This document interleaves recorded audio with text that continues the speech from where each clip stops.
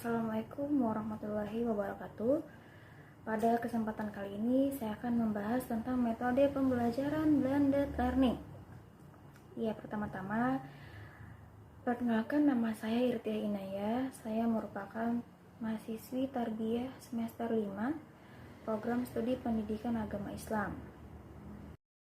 Oke, kali ini selanjutnya kita akan membahas tentang pengertian metode blended learning menurut para ahli. Yang pertama, menurut Kathleen R. Trucker, blended learning merupakan satu kesatuan yang kohesif, yaitu berpadu atau melekat. Maksudnya adalah memadukan atau menggabungkan pembelajaran tradisional tatap muka dengan komponen online. Yang kedua, yaitu menurut Semler dalam Musamah, menegaskan bahwa blended learning mengombinasikan ranah terbaik dari pembelajaran daring, aktivitas tatap muka terstruktur, dan praktik dunia nyata.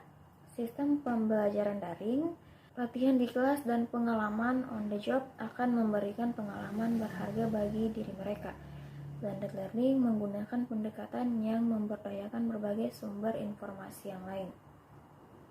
Dari dua definisi tersebut, blended learning bisa diartikan sebagai sebuah konsep pembelajaran yang mencampurkan atau mengombinasikan pembelajaran tatap muka, yaitu pembelajaran secara face-to-face, dengan pembelajaran yang memanfaatkan kecanggihan teknologi seperti internet, kelas virtual, komputer, yang baik secara online maupun offline, multimedia, classroom, dan lain sebagainya. Selanjutnya kita masuk ke penerapan metode pembelajaran blended learning. Yang pertama, guru membagikan materi pembelajaran. Pertama, guru melakukan pembagian materi yang akan diajarkan. Materi kelompok A yang dapat dipelajari mandiri oleh siswa, dan materi kelompok B yang dipandu oleh guru. Yang kedua, yaitu guru membagikan materi dan tugas termasuk kelompok A via ruang kelas untuk dipelajari siswa di rumah. Setelah membagi siswa dalam kelompok, guru dapat memberikan materi dan lembar kerja untuk siswa yang belajar dari rumah menggunakan fitur materi dan tugas ruang kelas. Guru memberikan materi dari video ruang belajar atau materi yang disusun sendiri. Oke, yang ketiga yaitu guru memanfaatkan fitur obrolan kelas untuk mendampingi siswa. Guru bisa melakukan diskusi terpadu sebagai bentuk pendampingan dengan menggunakan fitur obrolan kelas. Guru bisa memiliki kegiatan tanya jawab untuk memastikan bahwa siswa mengerti apa yang harus dilakukan untuk menyelesaikan tugas yang diberikan. Oke, yang keempat, guru mengunggah hasil belajarnya di fitur tugas dan guru melakukan observasi. Hasil pembelajaran mandiri yang dilakukan oleh siswa di rumah dapat diunggah melalui fitur tugas. Kemudian guru melakukan koreksi hasil pembelajaran tersebut serta mengidentifikasikan area-area yang masih membutuhkan penguatan dari hasil penugasan siswa. Yang terakhir, yang kelima, guru memberikan penguatan materi yang diberikan secara tatap muka.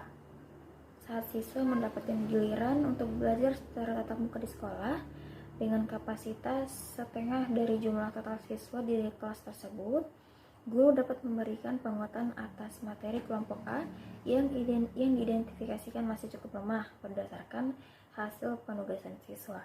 Setelah itu, guru dapat melanjutkan pembelajaran tatap muka dengan membahas materi kelompok B dalam pembelajarannya. Baiklah, sekarang kita masuk ke kelebihan dan kekurangan dari metode pembelajaran blended learning. Ya, ada beberapa kelebihan dan kekurangan dalam pembelajaran secara gabungan seperti blended learning. Kelebihan yang pertama yaitu lebih efektif.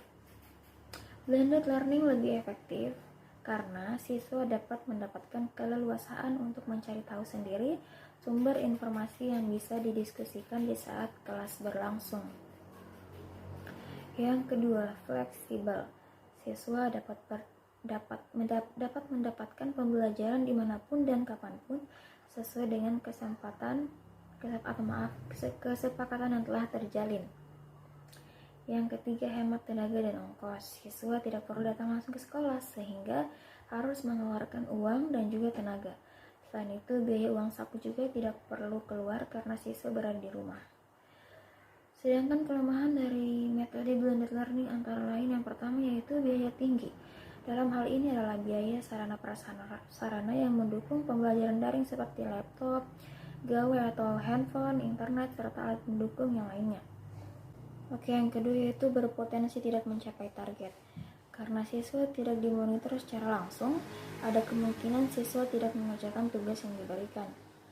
Yang ketiga, rentan manipulasi. Maksudnya adalah blended learning bisa melakukan manipulasi yang digunakan untuk mengerjakan tugas, seperti meminta bantuan dan menggunakan aplikasi-aplikasi yang tidak bermanfaat atau yang tidak dianjurkan.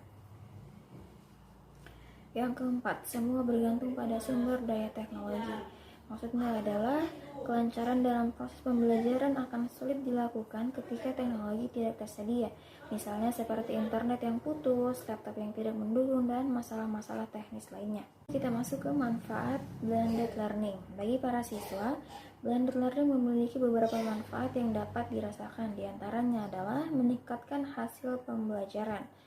Hasil belajar siswa dapat meningkat dengan adanya blended learning, karena kondisi siswa pasti ada yang lebih mampu belajar secara daring, tetapi ada pula yang maksimal secara tatap muka. Oleh sebab itu, blended learning ini dapat menyesuaikan dengan kebutuhan siswa, sehingga dapat meningkatkan hasil pembelajaran mereka. Berikutnya, meningkatkan keterlibatan siswa. Dengan adanya pembelajaran yang menyesuaikan dengan kebutuhan siswa, siswa yang biasanya cenderung pasif dalam kelas tatap muka langsung berpotensi akan lebih aktif dalam kelas daring. Hal itu dikarenakan blended learning memang berprinsip memberikan pembelajaran yang interaktif antara pengajar dan siswa. Berikutnya, kepuasan belajar. Dengan blended learning, siswa sudah tahu apa yang harus dilakukan, sehingga ketika pembelajaran dilaksanakan, mereka akan merasa lebih puas dengan pencapaiannya nanti. Yang terakhir yaitu pembelajaran lebih menyenangkan. Pembelajaran tentunya akan terasa lebih menyenangkan bagi siswa karena pasti pembelajaran akan didukung dengan media-media pembelajaran yang menarik.